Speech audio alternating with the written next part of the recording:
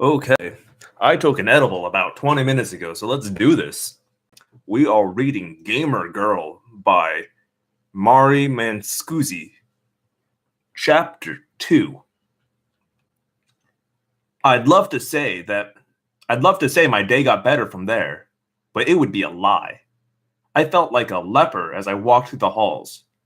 I could feel people pointing and whispering as I passed. And why wouldn't they? I was wearing a freaking unicorn shirt, and I'm sure there wasn't a soul in school who hadn't now heard of grandma's and I'm sure there wasn't a soul in school who hadn't now heard of grandma's taking on Billy Henderson. Not the best written sentence, but very well. I tried using my cell phone to call Caitlin to at least get a comforting ear, only to have it confiscated by a teacher who told me that here at Hannah Dustin, cell phones needed to be kept in lockers until the end of the day.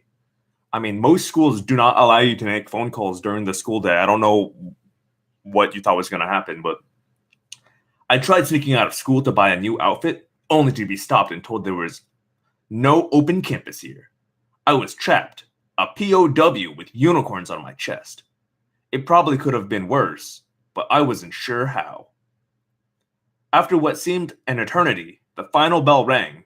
I retrieved my cell phone from the office, then caught the early bus home. Mom greeted me at the door. "How was your first day?" she asked, her cheerful expression not completely masking her tired eyes. Then she looked down at the frolicking unicorns on my chest. "That's a new look for you," she smirked. I opened my mouth to tell her about the hell that was my day. Then I saw Grandma lurking in the hallway behind her. "Fine," I muttered instead. "I've got homework." I pushed past her and headed up to my room. "Fine," Mom called after me. "That's all? What did you think of your teachers? Were the kids nice? Did you make any new friends?" Anger burned in my gut at her questions.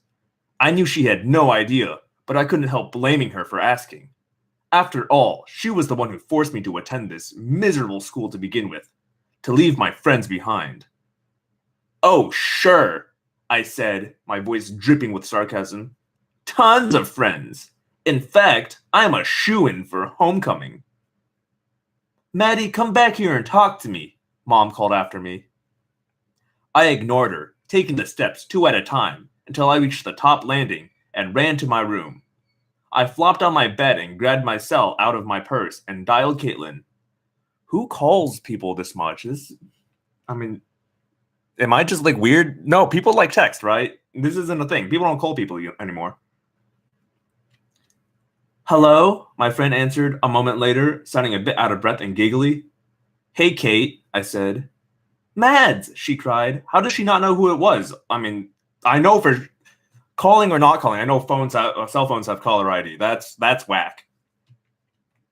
"How's it going? Oh, wait, hang on." Oh, she's having sex with her boyfriend, isn't she?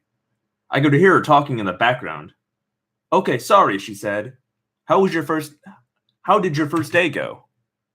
"Oh my god, it was horrible," I moaned. "First, Grandma made me wear this shirt that had unicorns on it, and then..." "Sorry, Matt, hang on, one more time." More muffled conversation and giggles. Then she came back on the line. "Sorry, me and Ashley are at JP Licks." JP Licks? Really? "Are at JP Licks, and we're trying to figure out ice cream flavor." Oh, it's okay. I thought that was a person. I thought they were at a friend's house named JP Licks. "And we're trying to figure out ice cream flavors." A pang of loneliness shot through me. I should have been there with them, eating ice cream and giggling. Probably flirting with John, that guy behind the counter we all had crushes on. But no! I was stuck in the middle of nowhere in a house that was more like a museum after the worst day of school in my entire life. "It's okay," I replied. A total lie. "I'll wait." "Actually, can I just call you back later?" Caitlin asked. "Like tonight or something? Or, tomorrow morning?" "Sure," I said glumly. "Cool. Later, Gator." And with that, the phone disconnected before I even had a chance to say goodbye. And somehow, I knew in my heart she'd forget to call me back later. I was out of Boston, out of their lives, forgotten already.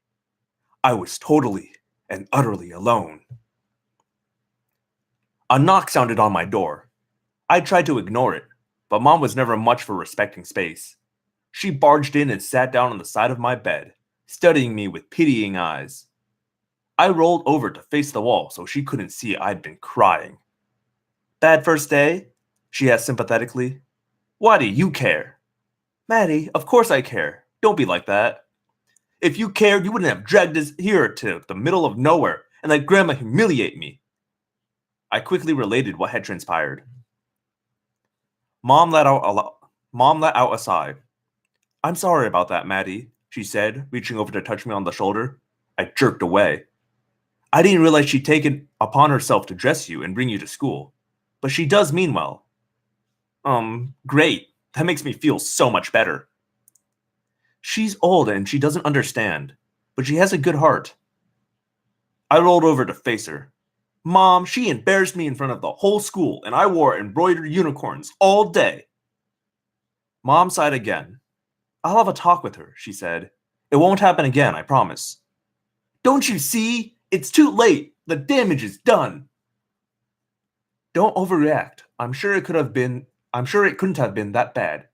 You weren't there. You don't know." See, I understand that when you're in high school, your issues are very real to you and very big to you. And that it is shitty for adults to kind of patronize teens on what they're going through, because for them and the kind of limited scope of their experience, it is a very big deal. But man, Maddie's a brat, huh? It's not that deep. "What do you want me to do, Maddie?" Mom asked, defensiveness creeping into her voice. "That was easy. Don't make me go back there. Let me go to my old school." Mom shook her head. "That's not possible." "Please, it wasn't possible only because she was too selfish, because she decided to take off on my dad and refused to work things out, and we all had to suffer for it." "I'll wake up early and take the commuter train in," I suggested. "I don't mind." "It's not the commute. Your old school costs a lot of money. I can't afford the tuition." I gave up. "Fine, whatever," I growled. "Maddie, I'm tired. I want to take a nap." I turned back on my side. I knew I was being childish, but at that moment, I didn't care. Go ruin someone else's life for a while. Mom sat there unmoving. I could feel her stare at my back. Then she slowly got up and left the room. When she was gone, I rose from my bed and pulled my sketchbook out of my bag. I sat down at my desk and started drawing. It was the only thing, sometimes, that could pull me out of a bad mood. When I pick up a pen, it was like I entered an alternate universe. All of life's problems faded to the background, and I lost myself in my art. I was especially fond of Japanese-style art and had been creating my own manga. A graphic novel, if you will. I'd been writing a fantastical story about a girl who gets sucked into an alternate reality and has to fight demons and monsters. But today I found it hard to work on. Maybe because my own demons kept coming to the surface. And so I turned the page and started sketching a scene from school. Walking to school with Grandma, wearing the unicorn's shirt. Billy mouthing off. Me looking mortified. I sighed, staring down at the drawing. I really should have done something. Told him off. Kicked his ass. Showed him he couldn't intimidate me. But no, I was a coward. A stupid coward. Inspired, I ripped off a new sheet of paper and sketched how the scene should have gone. This time, instead of me slumping my shoulders and playing the coward, I stood up to Billy, pushed him back, told him to leave me the hell alone. I drew in the other kids' faces. Impressed. Awed. They'd never seen anyone stand up to Billy before. I was their hero. I laughed as I looked down at my drawing. It was silly, for sure, but in a weird way, it made me feel a tiny bit better. And that's the chapter. Awesome.